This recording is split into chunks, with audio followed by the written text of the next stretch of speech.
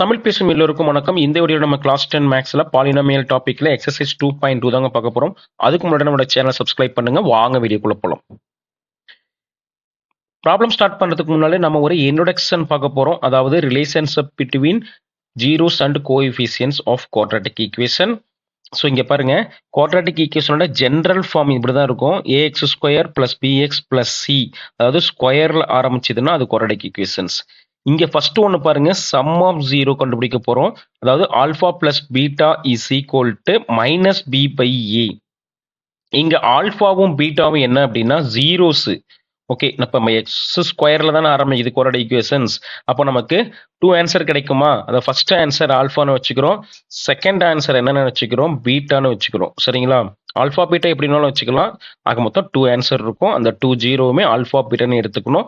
அந்த alpha beta அந்த 2 ஜீரோஸையும் add பண்ணி வர ஆன்சர் இருக்குல்ல, ஓகே, அதுவும் இங்க பாருங்க, இங்க மைனஸ் பி பை ஏன்னு இருக்குல்ல, அப்படின்னா ஏபிசின்னா என்னது? ஏபிசிங்கிறது அந்த கொடுத்திருக்க குவாட்ராட்டிக் ஈக்குவேஷனோட கோஎஃபிஷியன்ஸ். இந்த கோஎஃபிஷியன்ஸை மைனஸ் பி பை ஏ இது ரெண்டையும் டிவைட் பண்ணா நமக்கு இந்த எல்ஹெச்எஸும் ஆல்ஃபா பிளஸ் பீட்டாவும் மைனஸ் பி பை ஏவும் எப்படி இருக்கும்? ஈக்குவலா இருக்கும். அப்படி இருந்ததுன்னா இந்த சம் ஆஃப் ஜீரோஸ் வந்து correct. Next product of zero அப்படின்னா alpha beta is equal to C by A. அப்போ அந்த 2 ஜீரோஸ் இருக்குல்ல, அதை ப்ராடக்ட் பண்ண போறோம். அந்த ப்ராடக்ட் பண்ணி இங்க பாருங்க, இந்த ரைட் சைட்ல இருக்குல்ல சி பை ஏ, இதை டிவைட் பண்ணா இந்த 2 ஆன்சர் நமக்கு எப்படி இருக்கும்? ஈக்குவலா இருக்கும். ஸோ லெஃப்ட் சைட்ல இருக்கிறது நமக்கு என்னது? ஜீரோஸ். ரைட் சைட்ல இருக்கிறது நமக்கு என்னது? கோஎஃபிஷியன்ஸ். அதுதான் இந்த relations between zeros and coefficients. இந்த கண்டிஷன்ஸ் நமக்கு ஈக்குவலா வந்துச்சுன்னா ஓகே, அப்போ நம்ம கொடுத்துருக்கிறது ஆன்சர் கரெக்டாக போட்டோன்னு அர்த்தம். அவ்வளோதான். இது வந்து குவாட்ராட்டிக் ஈக்குவேஷன். நெக்ஸ்ட் பாருங்க, கியூபிக் ஈக்குவேஷனுக்கு இதுதாங்க, இது ஜென்ரல் ஃபார்ம் நமக்கு தெரியும். A X cube plus B X square C X டின்னு இருக்கு. இதுல பாருங்க சம்மு வந்து பாருங்க alpha plus beta plus gamma இருக்கு. ஏன் அப்படின்னா நமக்கு எக்ஸுக்கு 3 ஆன்சர் கிடைக்குமா? அதனால first one alpha, second one beta, third one காமான்னு எடுத்துக்கிறோம். இது வந்து அதே தான் மைனஸ் பி பை ஏன்னு வரும். சரிங்களா? ஏபிசினா டினா என்ன வரை சொன்னோம்? நமக்கு கோஎஃபிஷியன்ஸ். ஸோ இது ஃபர்ஸ்ட் ஒன் கண்டிஷன் ஈக்குவல் ஆகும். செகண்ட் ஒன்று sum of the product of the zeros at a time. இங்க பாருங்க, அப்போ சி பை ஏன்னு வரும். சரிங்களா? இந்த கண்டிஷன்ஸ் இதுவும் ஈக்குவலா இருக்கும். அடுத்தது ஆல்ஃபா பீட்டா காமா, அதாவது ப்ராடக்ட் ஆஃப் ஜீரோஸ் வந்து மைனஸ் டி பை ஏ. இது வந்து கியூபிக்கு. ஓகே, பார்த்துக்குங்க. வாங்க வீடியோக்குள்ள போலாம். ப்ராப்ளம் நம்பர் 1 பாருங்க, ஜீரோஸ் கண்டுபிடிக்கணும் ஃபர்ஸ்ட். அதுக்கப்புறம் அதனுடைய ரிலேஷன்ஸ் செக் பண்ணணும். ஃபர்ஸ்ட் என்ன பண்ணலாம்? ஜீரோஸ் கண்டுபிடிக்கணும். நம்ம என்ன பண்ணணும்? So X square minus 2x minus 8 equal to 0. So இது வந்து நமக்கு ஒரு குவாட்ராட்டிக் ஈக்குவேஷன்றதுனால ஓகே, நம்ம ஒரு ஷார்ட்கட்டில் கண்டுபிடிக்க போகிறோம். அதாவது இது வந்து ஐ ஐ மாடலில் இருக்கா? ஓகே, இது கடைசியாக இருக்கிறது என்னது? மைனஸ் 8 வந்து என்ன பண்ணணும் அப்படின்னா இங்கே எழுதிக்கணும். சரிங்களா? இங்கே என்ன இருக்குது? மைனஸ் 2 இருக்கா? அது வந்து சம் பண்ணா. ஸோ ப்ராடக்ட் பண்ணால் என்ன வரணும் அப்படின்னா மைனஸ் 8 வரணும். சம் பண்ணா மைனஸ் 2 வரணும். அப்போ டேபிள் சொல்லி பாருங்க. டேபிள் சொன்னா என்ன வரும்? 4 2s are 8ன்னு வருமா? 4 2s are 8. ப்ராடக்ட் பண்ணா 8 வரணும். அதை சம் பண்ணா மைனஸ் 2. இப்போ சைனை பாருங்க, சைன் எங்க போடணும்? மைனஸ் 4ல தான் போடணும். ஏன் அப்படின்னா நமக்கு மைனஸ் 4 பிளஸ் 2 ஆன்சர் என்ன? மைனஸ் 2 சம் பண்ணா. ஸோ இது ரெண்டையுமே மல்டிப்ளை பண்ணி பாருங்க. இது ரெண்டையும் ப்ராடக்ட் பண்ணா நமக்கு மைனஸ் 8 வருதா? சம் பண்ணா நமக்கு என்ன கிடைக்குது? மைனஸ் 2 கிடைக்குது. அப்போ கரெக்ட். அவ்வளோதான். சரிங்களா? இப்போ நம்ம மிடில் டேர்மை ஸ்பிளிட் பண்ணி ஆயிடுச்சு. அடுத்து என்ன பண்ணணும் பாருங்க, எக்ஸ் ஸ்கொயர் மைனஸ் 2x எப்படி எழுதலாம்னு சொன்னோம்?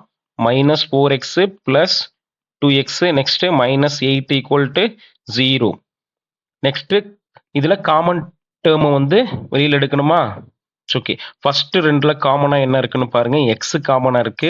ஸோ எக்ஸை வெளியே எடுத்தாச்சு. அவ்வளோதான். எக்ஸ் இன்ட்டு எக்ஸ் மைனஸ் 4ன்னு கிடைக்கும்.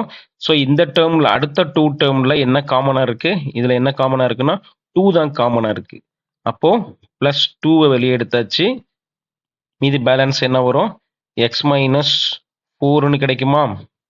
இங்கே பாருங்க, இதில் என்ன ஒரு கண்டிஷன் அப்படின்னா இங்கே ஃபர்ஸ்ட்ல நீங்கள் காமனாக எடுக்கிறீங்களா, ப்ராக்கெட்டில் இருக்குல்ல, அதுவும் இதுவும் ஒரே மாதிரி தான் இருக்கணும், மாற்றி வந்துடக்கூடாது. ஓகே, நெக்ஸ்ட் இந்த 2 டேர்ம், இது ஒரு டேர்ம் எடுத்துக்கலாம். ஓகே, இது ஒரு எக்ஸ்பிரஷன்ஸ், இது ஒரு எக்ஸ்பிரஷன்ஸ். இது ரெண்டுல காமனா என்ன இருக்கு? எக்ஸ் மைனஸ் 4 காமனா இருக்கா? அப்போ எக்ஸ் மைனஸ் 4 காமனா வெளியே எடுத்துட்டா மீதி பேலன்ஸ் என்ன இருக்கும்? எக்ஸ் பிளஸ் 2 தான் இருக்கும். ஓகேங்களா? ஈக்குவல் டு 0ன்னு போட்டுக்கிறேன். அவ்வளோதாங்க. இப்போ நம்ம 0 கண்டுபிடிக்க போகிறோம். என்ன பண்ணணும்? X minus 4 equal to 0. அதாவது ஃபேக்டர் பண்ணியாச்சு. நமக்கு ஜீரோஸ் வேணும்னா தனித்தனியாக ஜீரோஸ் போட்டுக்குங்க. X plus 2 equal to 0. X is equal to என்னது? -2. இந்த ஃபர்ஸ்ட் ஒன் எக்ஸ் இருக்குல்ல, அதுதான் நமக்கு என்ன அப்படின்னா ஆல்ஃபான்னு எடுத்துக்கலாம்.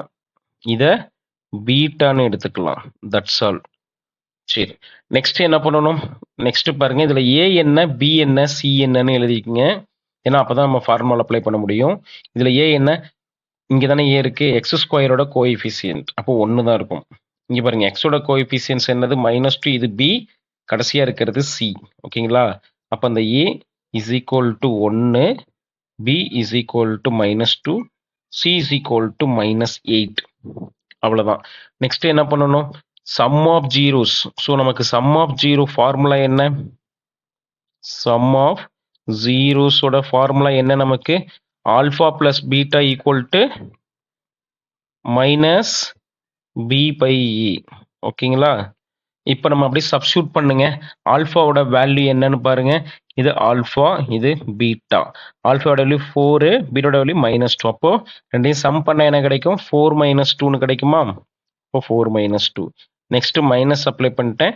பி பை ஏ, பியோட வேல்யூ என்ன இருக்குன்னு பாருங்க. -2 இருக்கு, ஏவோட வேல்யூ 1 இருக்கு. அப்போ அதை ரெண்டையும் டிவைட் பண்ணுங்க. -2 டிவைடட் பை 1. ஓகே, இதை சப்ஸ்டியூட் பண்ணுங்க, சிம்பிளிஃபை பண்ணுங்க. இது 2 வருமா? இங்க மைனஸ் மைனஸ் பிளஸ் ஆயிடும், இதுவும் 2 தான் வரும். So here LHS equal to RHS, ரெண்டுமே ஈக்குவலா வந்துருச்சு. சரிங்களா? இதே மாதிரியே நெக்ஸ்ட் பாருங்க. அடுத்தது சம் ஆஃப் ஜீரோ பார்த்தாச்சு. நெக்ஸ்ட் என்ன பண்ணணும்? Product of zeros. இதையும் நம்ம செக் பண்ணணும். ப்ராடக்ட் ஆஃப் ஜீரோஸ் ஃபார்முலா தெரியுமா? என்ன வரும்னு சொல்லுங்க. Alpha into beta is equal to C by ஏன்னு வருமா? ஸோ வாட் இஸ் ஆல்ஃபாவையும் பீட்டாவையும் ப்ராடக்ட் பண்ணணும். ஸோ நம்ம ஏற்கனவே ஆல்ஃபா பீட்டா கண்டுபிடிச்சிருக்கோம். அதை ரெண்டும் என்ன பண்ணுங்க, ப்ராடக்ட் பண்ணா 4 இன்ட்டு -2ன்னு வருமா? 4 இன்ட்டு -2. சியோட வேல்யூ என்ன? -8 பை ஏவோட வேல்யூ 1. ஸோ ப்ராடக்ட் பண்ணுங்க, பண்ணா -8, இங்கேயும் -8 வருமா? அவ்வளோதாங்க. So here also LHS equal to RHS. அப்போ நமக்கு ரெண்டு கண்டிஷனுமே ஈக்குவலா வந்துருச்சு. So hence verified. அவ்வளோதான் ஃப்ரெண்ட்ஸ். நெக்ஸ்ட் ப்ராப்ளம் பார்க்கலாம்.